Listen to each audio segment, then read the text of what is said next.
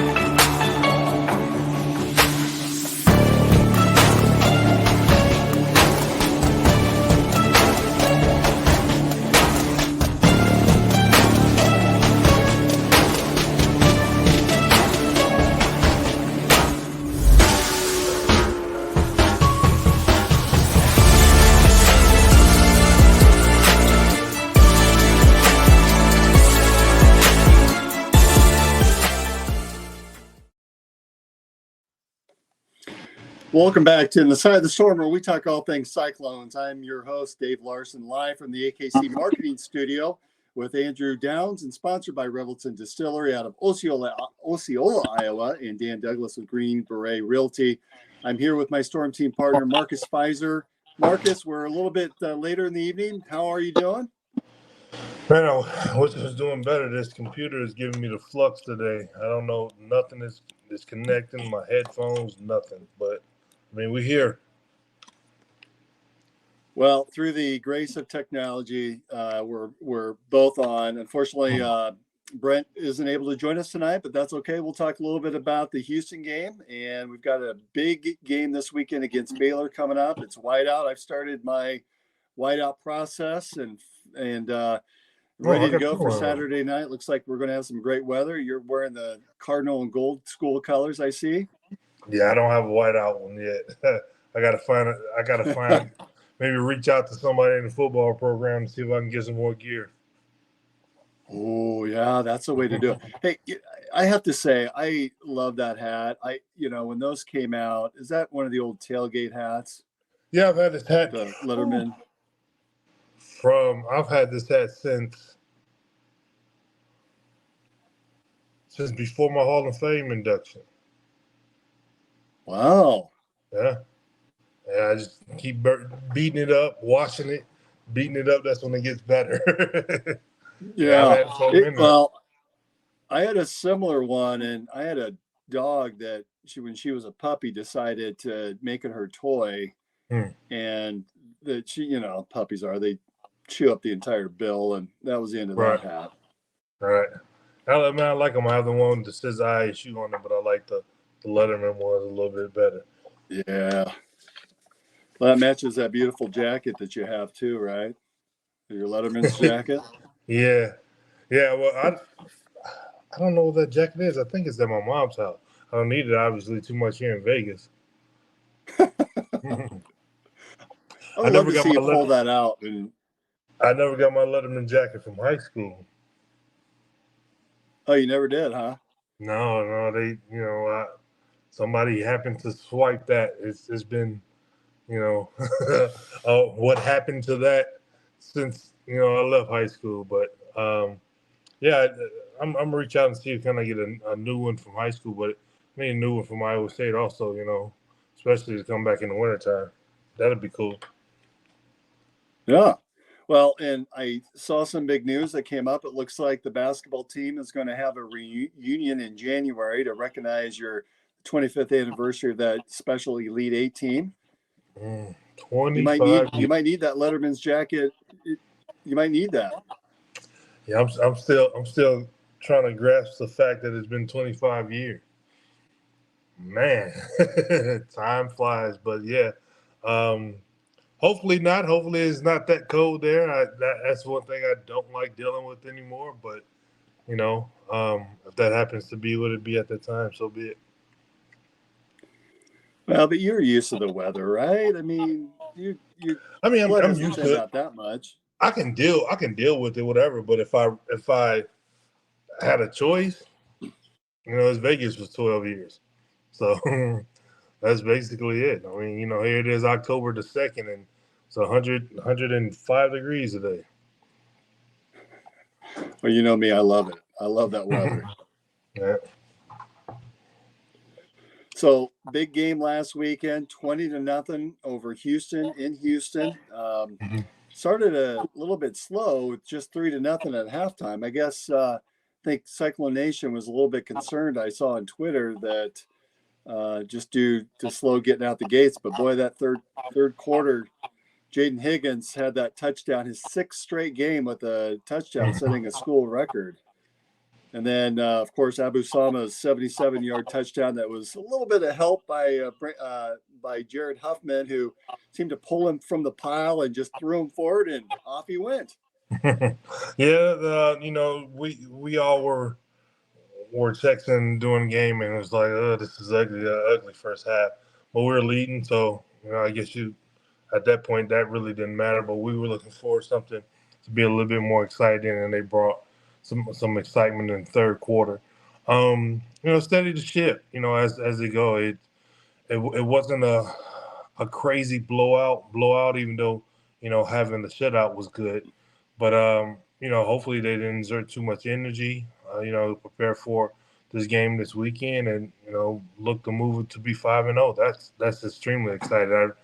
I saw a clip on Instagram when Brock Purdy, Goat Purdy, was warming up, and he was like, "My clones are 4-0." I say, "Yes, sir." That's a good feeling to have for sure.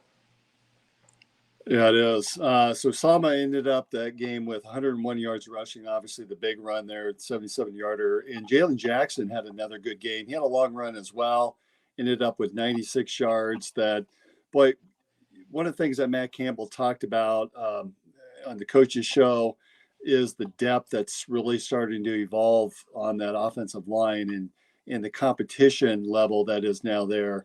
Um, what's that say when you have that type of depth on the offensive line, or and I think you even had that, from a basketball perspective.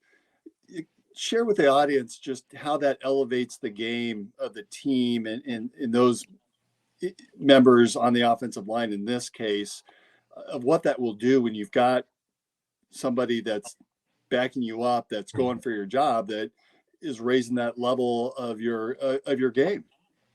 It's always a good, dynamic to have for sure.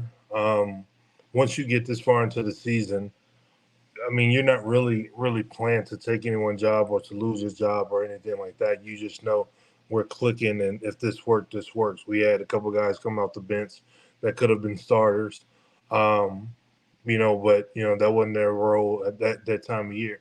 And so once they came off the bench and did the things that they helped the team do, the team win. That's the biggest thing that we're focused on. So everyone, this is going into the fifth game of the season for us. Probably early on during the practices before the season started. Of course they were fighting for positions and things like that. But now I think they're pretty solidified. You hone your skills into the position and the time that you are now, because for a lot of people, just like I guess you would say like a Jamal Crawford or Manu Ginobili or Lou Williams, who could have been starters in the NBA but never wanted to start because their role was coming off the bench and doing the things that they can do to help the team. So it's kind of the same way in football. Matt Campbell now is the all-time winningest coach in Iowa State history with 57 wins, surpassing Dan McCarney. Thought it was a nice little video presentation that John Walters had shared with Coach Campbell immediately after the game, and then it was posted by either Iowa State Athletics or the football team, where it was just a bunch of players from the past saying Oh, wow. congratulations. And even Coach McCarney was on the video too. That was a nice thing to be able to tee up and have ready for Coach Campbell. Yeah, records are made to be broken, especially if they're, good records. You always want those type records to be broken because the organization is moving forward. I know Coach McCartney worked hard to get the football program from where it was to where it had became, and then Coach Campbell come in and continue to carry that torch and do, bigger things. And like we said a couple of pods ago, now Iowa State football is really we've had guys in the league, but now you're really being respected for the guys that we're sending through the league. A couple games ago, we had 3 or 4 guys playing against each other, and then we got a couple other guys sprinkled throughout the league, and so that's always good to see when they're playing. Love seeing when they come on and attend the university that they're from and stuff like that. Is always a sense of pride when I hear them say Iowa State University. Yeah, we were talking a little bit before the show started, just the excitement that we see with guys like David Montgomery and Alan Lazar in the league and what they're showing in the NFL. That there's a lot of pride there for all of us that have the chance to see them see success in the NFL. Yeah, those type of guys who maybe early on didn't get a lot of respect, so they worked harder to be in the position that they were in. Pretty much if you go to Georgia or Alabama, Texas, schools like that, you pretty much assume these are type talented guys that is going to automatically go to the NFL. So our type guys that we get in are blue collar guys. They're going to work extremely hard, and once they get to that position, it's like, oh man, damn, where these guys come from? Well, we've always known them. We had a top. We had a guy that rushed for 2,000 yards in the season in 2 years in a row, and it's never been done again. So that tells you the testament for the school and the things that we can do. And now players are starting to look at Iowa State University as, a top tier school and not just a school that you land at. The same way for me, seeing the guys that was before me, that team that won a Big 8 before me, it made me wanted to be a part of something like that. And, the rest is history. So we love to see that. We love to see them have success. We love hearing them call, Brock Purdy a system quarterback, and he just go out there and continues to win. So, yeah, he's continuing to sling it throughout the NFL. And a couple of weeks ago, when he was short some of those all-star players, he was still throwing over 300 yards and 3 touchdown passes. And I think that system quarterback needs to go away. It's always something that somebody's going to put out there and throw out there to try to control the narrative of things. And I'm glad that, his mental fortitude and everything looks past that because, he had to fight even once he came in being, Mr. Irrelevant in the draft. He had to fight and, get in position and put himself in position, for that starting role. And I said, the year before, on the podcast that what they needed to do with those players that they had ahead of them. They gave them the opportunity, and now we're here. And that was neat during the middle of the game where the camera guy came out after one of the touchdowns and Brock's waving at it saying, "Hi, Mom." Did you ever have one of those moments where the camera was right on you during the middle of the game or right after a big play and you were waving hello or saying hello to love the family member back home? I mean, I'm sure there were times like that, but I was never like really the camera guy. Like those were the times where we were vying to compete, and so my focusness, along with Larry Eustace and his coaching staff, was to be locked in the whole entire game. I remember the year that we beat Kansas at home, and Coach Roy Williams was trying to get my attention, and now the celebration after the game was so high, I didn't even recognize it was him. And he kept on pulling. He was up under me, and he kept pulling me and trying to get my attention. And I was ignoring the person that it was. I didn't even know it was him because during the game, I'd be so locked in. And then once we got that victory, now it's the time to, let go all of the focusedness and have some fun. So during the game, I mean, It's kind of like dunking on Chris Mim. You know, the camera was there. We're getting back on defense because if you got into that camera, and like I said before, we had to break down, you know, plus minus system, you know, with Coach Stacy. If I got in that camera, man, it would have been a negative 45, and we've been running the next day. And Stevie then would have been so pissed at me, so that wasn't happening. Well, yeah, maybe basketball is not as conducive to having that opportunity to do that because you're right. You're going to get your ass chewed. Oh, my God. You're not getting back. So this was the first shutout since November of 2020, and that was a 45-0 win against K-State. It was also the first conference road shutout since October of 1971, well before I was born. Again against Kansas State, 24-0. So some impressive things that are going on with this football team. We're now 4-0 for the first time since 2000, which we all know that was a special year leading to the Inside Bowl, and that was a special year for the basketball team as well. Ranked number 16 in the nation, number 14 if you're looking at athletic, which I can appreciate a little bit of a higher ranking there. My question for you, Marcus, you know, since we're seeing some of this success and off to a good start, obviously that huge kick against Iowa has really made us all feel pretty good. Can we enjoy this season, or is this something that we can't really enjoy until after the season is over? Well, I'm enjoying it. I think the rankings are, at any rate, is spot on. You know, I think we're in the middle of the pack of being better than what they're saying, but allow us to be where we're at while we're still, you know, climbing and surprising people. If you take the rankings up too high really, really fast, and then now the football team and the guys are feeling away, you know, then you'll come out, you know, not ready to go and mess around and lose a game. So I like where we're sitting. You know, before the last game, I think the rankings had gone up like 2 spots, and I hadn't even noticed it.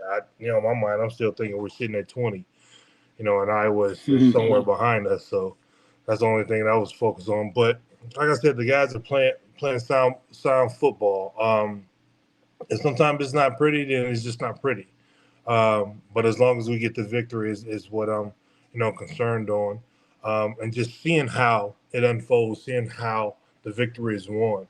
You know, it's not no lucky, you know, schemes or anything like that. It's hard-nosed, grind out, you know, smash mouth football, and, you know, you can appreciate that. So as we get farther into the Big 12, teams are going to get tougher. I think that's a testament to what we can do. Do you allow yourself to look ahead and say, well, we've got our next 3 games. We've got what I think I wrote this down. We've got Baylor, obviously, this weekend, West Virginia at West Virginia. Interestingly enough, both of these games are going to be on Fox, both evening games. This will be our 3rd straight night game. And then we're back at home against UCF before a break. I mean, there's a scenario where we're 7-0 going into that bye week. Do you allow yourself to look that far ahead? I never do, you know, to be honest, even as the basketball player and having more games, you know, they used to laugh at me, and you know, we be in practice, hard practice, no amount of practice, whatever. It could be a Wednesday night and we play. Stevie or Mike was like, man, who we play Friday? And they look at me like, man, how in the hell don't you know who we play? I'm like, I literally, you know, I come to work, do what I got to do. Once we get into the practices, now we're doing scout team stuff. Now we're focusing on that team. Now I, you know, think about who we play. But literally, even in the NBA, I really didn't know who the next opponent is going to be. You just named out the names of the teams that we're playing the next 3 weeks. I'm gonna be honest, I didn't even know it was Baylor. You know, I just, you know, get to the point of, okay, who's next on up on the clock for us to go up against, and then, you know, we put our best team forward and move forward. Well, what I like is that we are 4-0, and previously this month is considered Brocktober, but last year we changed it to Rocktober for Rocco Beck. And it seems like this is the month where generally we see a lot more success of any of the months of the Matt Campbell era, which gives all of us some excitement of what how the month could finish with these 3 upcoming games.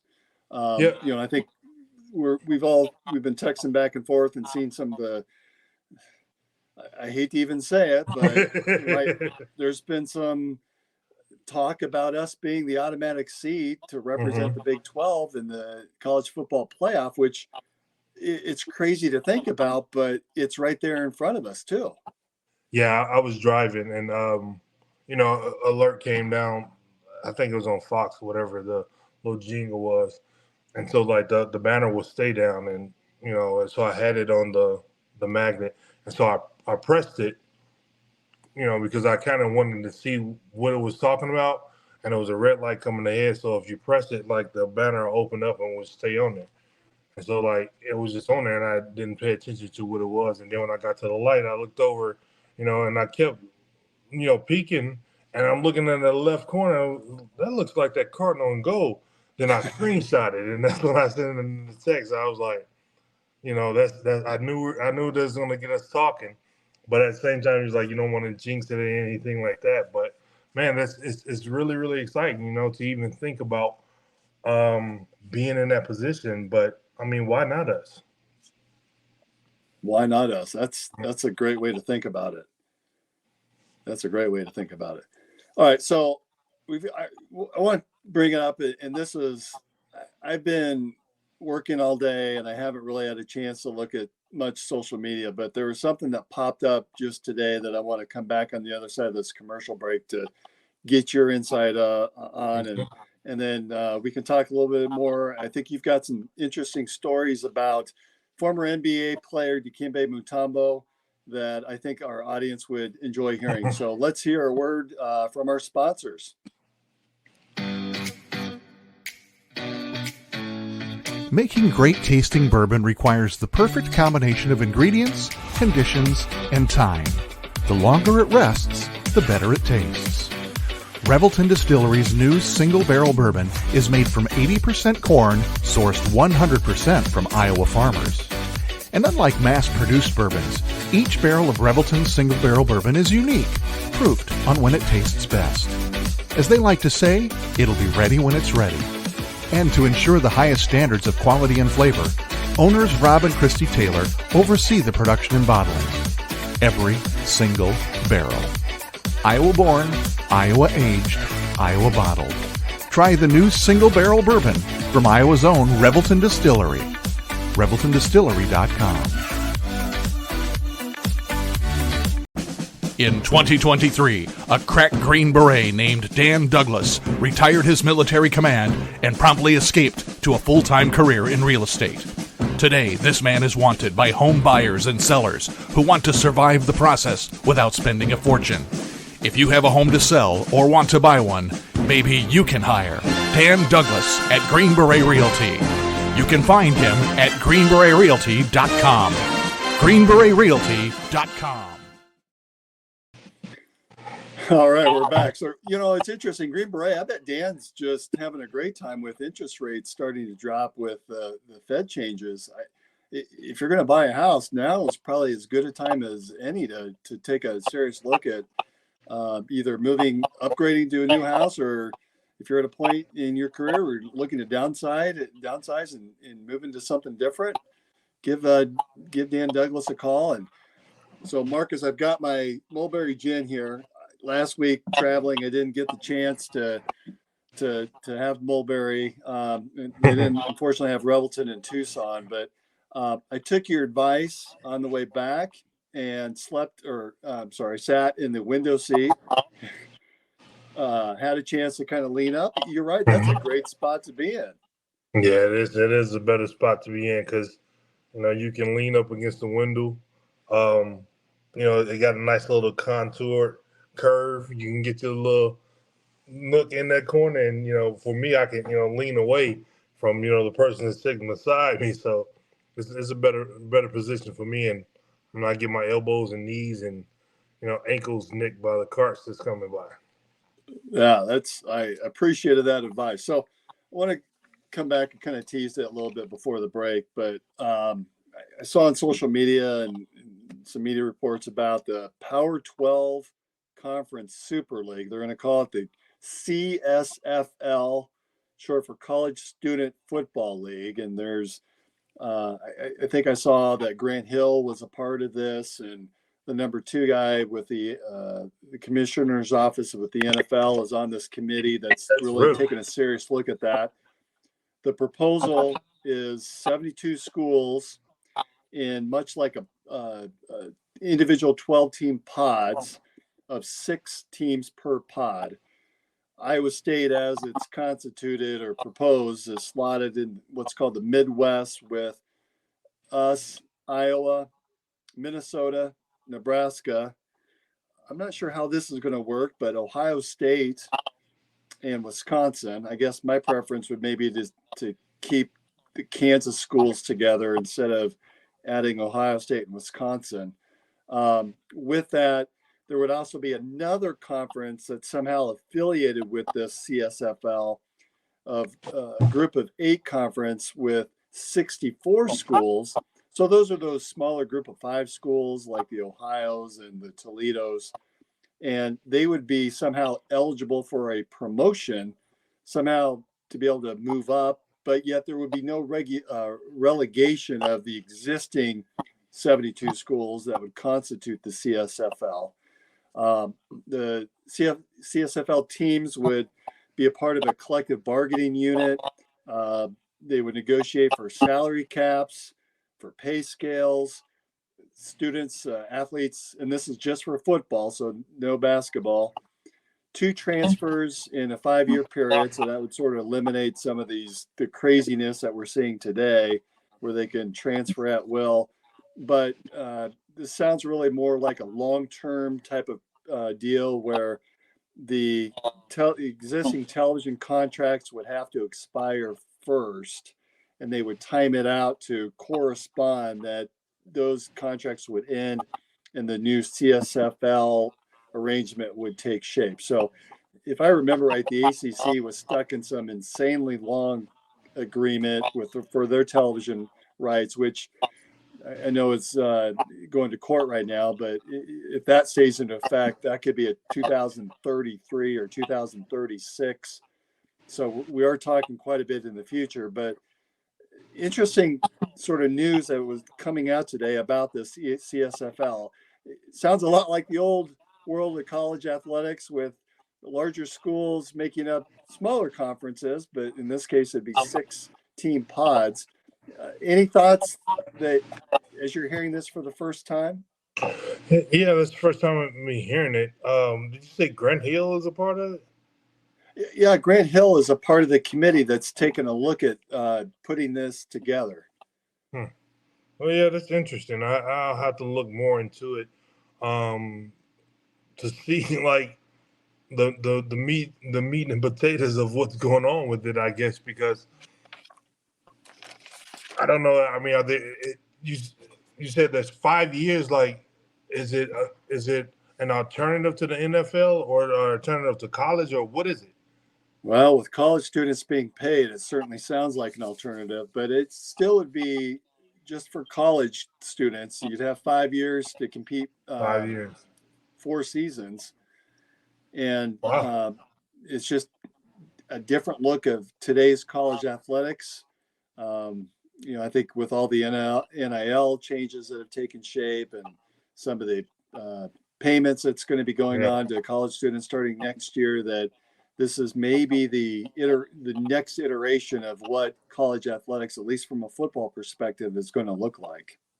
Yeah, and it sounds like if that goes to according to plan, it is going to be implemented across as much as it can across the other sports. So, like I said, like you said, it's my first time hearing about it. I'm definitely going, once we're done, look into it a little bit more and try to get some more information on it and see if I can watch some videos if there's something out there. It's intriguing to see what's coming about. At this point, there has to be some kind of regulation that's going on with the whole NIL thing, just and that program that's before us now. It's been a very slippery slope, but I guess the guys who came in and initially got a part of that, there's no hold barred on everything. So I think they're trying to regulate it, trying to get it in a way where, you can control some of, like you said, the transferring and all of that. So I'm excited Well, to see what it's about. at the end of the day, follow the money. That somehow somebody's out there to make some cash. Mm-hmm. And I got to think that this is all about money. Yeah, it is, but it has to be regulated in a way like we're not going to make it that easy where you're just jumping for an extra 25 grand, like that type stuff. Like I know too, college kids and everything like that. That's 25 grand or 25 grand, whatever. But if you have the aspiration of making it to the pros, 25 grand is pretty much nothing to what you can make with that. But at the same time, it's mirroring the NCAA and everything that's going on now. So it has to be regulated a little bit more than, I was promised an extra $100,000 and it hadn't came or whatever. So, getting the reining the reins in to figure out how this can be a lot more streamlined is what I'm sure that, they're hoping to do. We can't just keep on throwing seasons out there and hoping, for the best. The guys at UNLV that chose to redshirt and a couple other places, whatever, are really, it's unprecedented to the situation that we've been in before, and they're opening up eyes. Well, and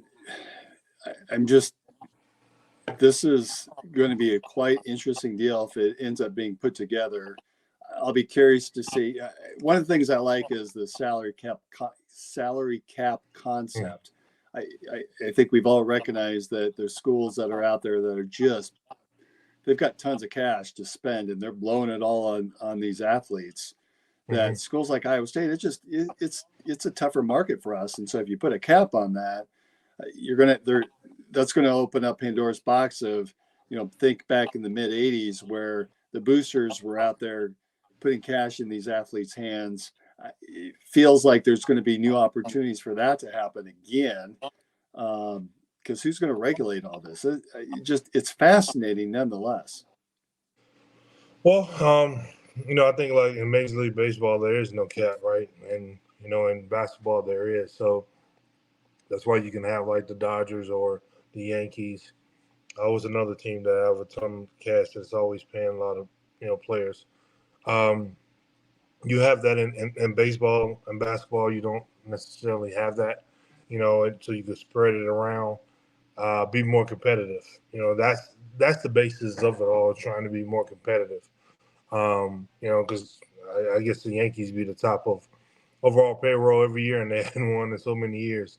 So Yeah, you think it that hasn't done them much good. Right. Sometimes it works, sometimes it doesn't. It did work in the beginning.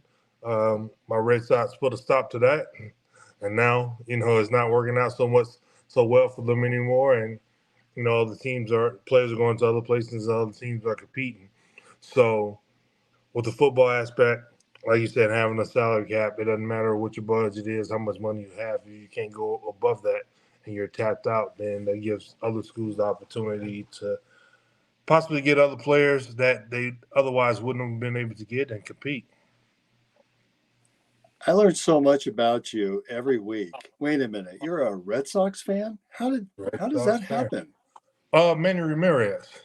I've always been a huge fan of Manny. When he came to Boston, I just loved, his play, his antics. He was real funny and Big Papi. And, just they were the team that hadn't won in so many years. Me always being an underdog in a lot of different things. I said, okay, well, let me start following them a little bit more closer. Being a super fan of them, we're going to find a way together and to pull out a win and win the World Series. And, after I became a fan, we started competing and won the World Series. So I've been a Red Sox fan ever since. And, from nowhere near Boston, but I love my Red Sox. Okay, that's fair. So you became a Red Sox fan a little bit later in life. Yeah. I mean, being from Detroit, was a Tigers fan a little bit.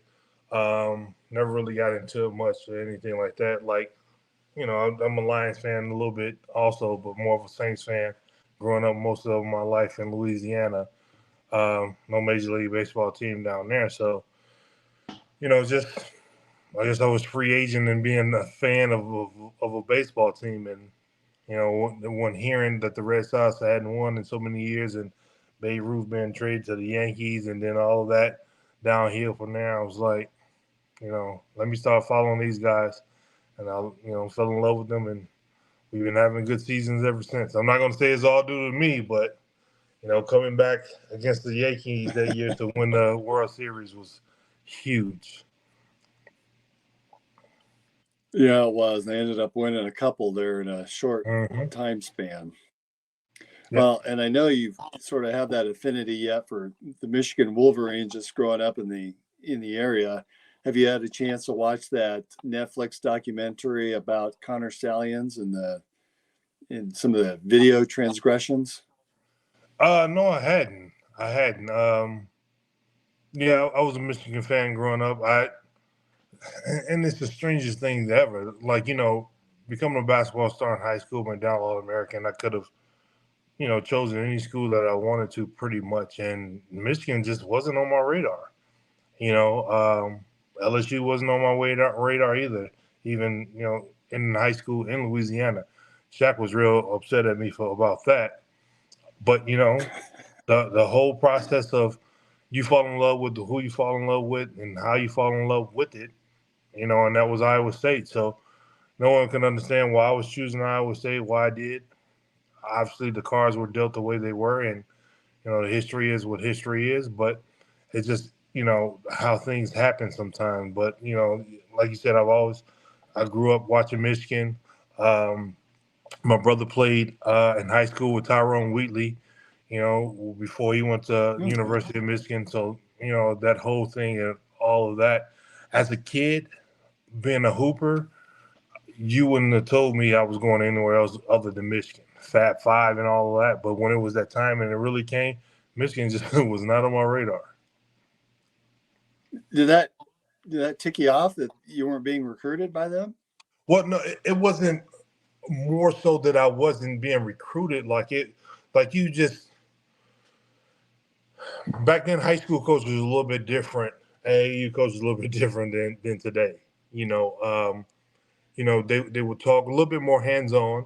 It wasn't, text messages and social media where they can just reach out to the kids. So, my AAU coach and my high school coach will ask, what schools that you're interested in. And we're in Louisiana and Michigan way up there.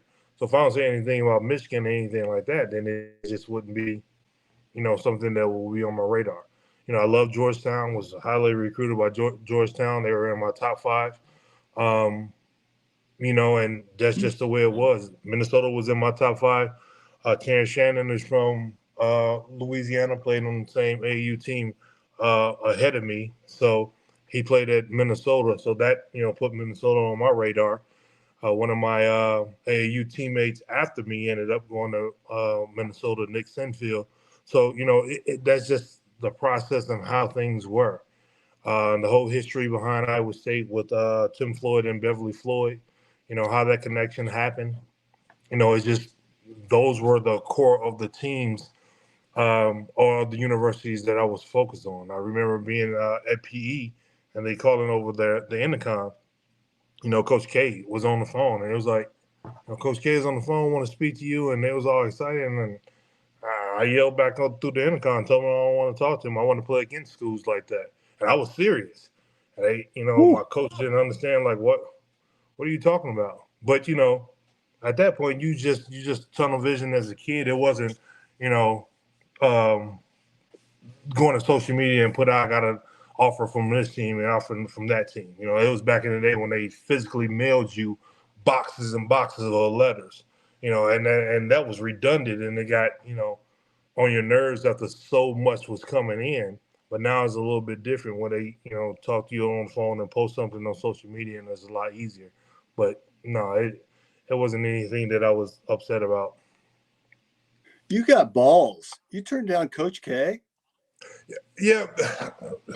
So at that time, now we're juniors going into our senior year. Um, And so I had already known for years Elton Brand, Shane Battier, Chris Burgess. Those are three power forward centers. Then there's Marcus Pfizer. So and all four of us was on the same All American team. So it's like somebody's not going to play. So you gotta put in perspective those type things, and you just go from there. So Elton Brand and Shane Battier were the ones that end up playing the most, even though Chris Burgess was number one player in our class.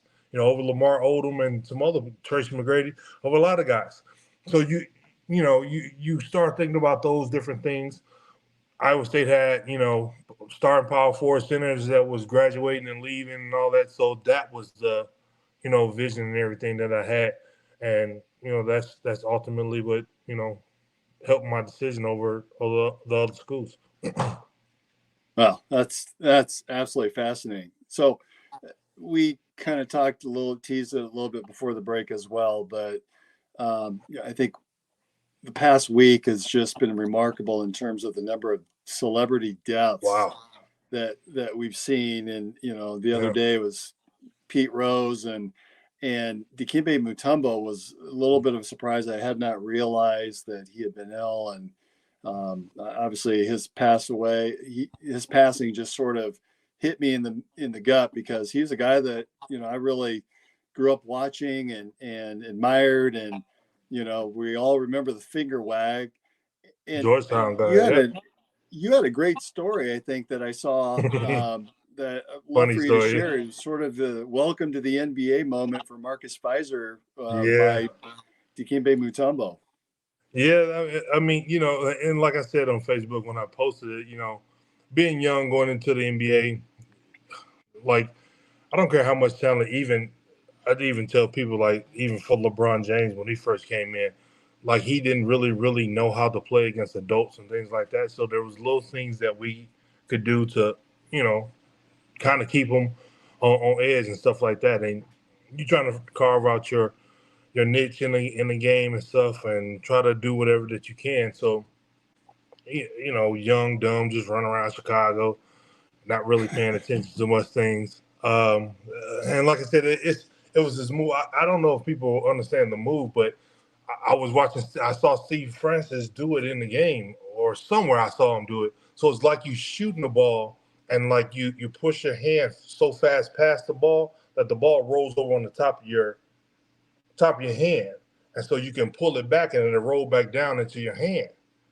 And I saw him do that. And here I am, 6'8", 250, watching a point guard do moves and thinking to myself, well, I'm gonna try that. And, got into the game, and I'd be damned, the Dikembe Mutombo switched out on me some reason, somehow.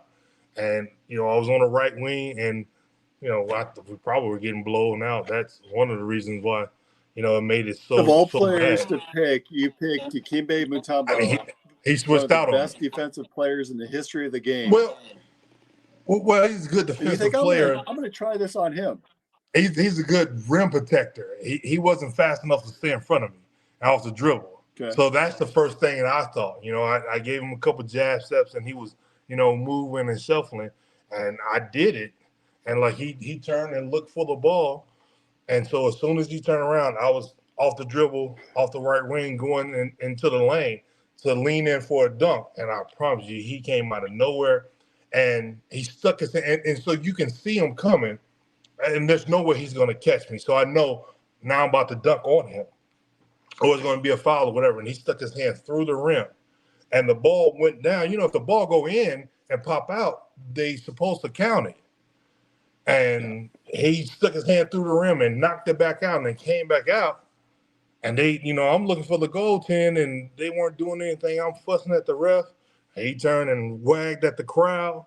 And then he started lumbering back down the field, and we got a foul, and one or whatever. And so once you get a foul and it stops play, that horn sound.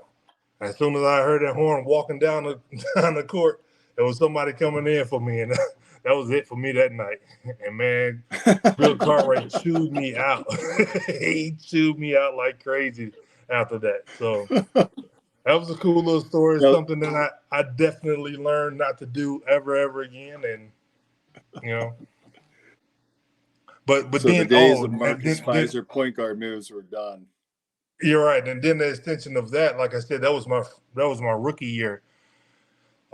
Didn't play well my rookie year as well as I wanted to, so didn't make any of those like rookie sophomore games. So the rookie year, me and the wife I think we went to Jamaica. And my sophomore year, second year in the league, I did make one of those teams, and the All-Star game was in Philly.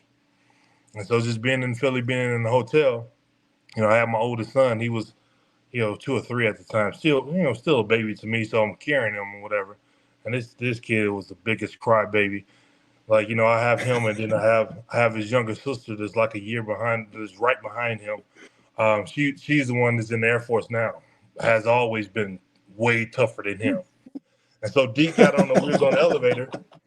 Deke got on the elevator, and he just walked in, and he was smiling. And like I said, I knew what he was thinking. And the door was closed, and he ain't say no, he was just smiling.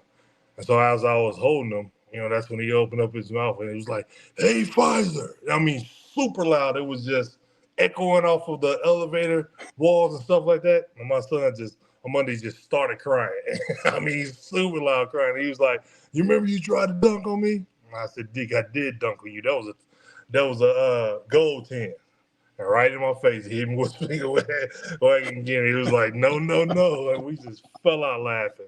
Everybody was in the elevator laughing. On Mondays in my arms crying, and got to the bottom. Elevator doors open, and then that was the end of that. So that was one of the stories that I remember. From the Dikembe Mutombo, just being around them, a lot of things that you learn. He teach you a lot about the games, about angles and trying to shoot over a shot blocker like him, and just the motor that he had, the heart that he had, and the things that he did to try to help everyone. You never seen him, mad at anyone, trying to get in any kind of fights, anything like that. He was just a fun-loving guy. So to see that he, passed away was definitely something that hurt my heart. If I remember right, he was on that Denver Nuggets team that was the first 8 seed to beat a 1 seed in the playoffs. Mm-hmm. Yeah, I mean, that was when he was younger. Definitely that rim protector. Things just shifted in that series where, you get a good defensive team, start making some shots, you can't, score on them. That can change the whole dynamic of the series. And he's just always been that player that, that's going to alter the shot. And for a shot blocker, that's the things that I try to tell the kids that I coach and stuff like that. Like, as a shot blocker, you don't have to block every shot. It's just altering the shot. Tyson Chandler was real good at that. Just jump and swing at it. Now you're skittish about where the ball, and if it doesn't go in, it's going to hit the rim and bounce around, and then we go get that rebound. I used to push Tyson to the defense to go, because now he's going to make a miss, and now I'm on this other side getting the rebound, and now we're going. So, to have those type players, is definitely, if you have a shot blocker like that, you're definitely going to be a more better defensive minded team, and that's what he brought for all the teams that he had, including the gold 10 that he did on me. Well, I'll never understand what it's like to be a shot blocker. I think I could maybe jump over the thickness of a small notebook. I have no jumping ability whatsoever. I was a shot blocker in high school. When I got to college, I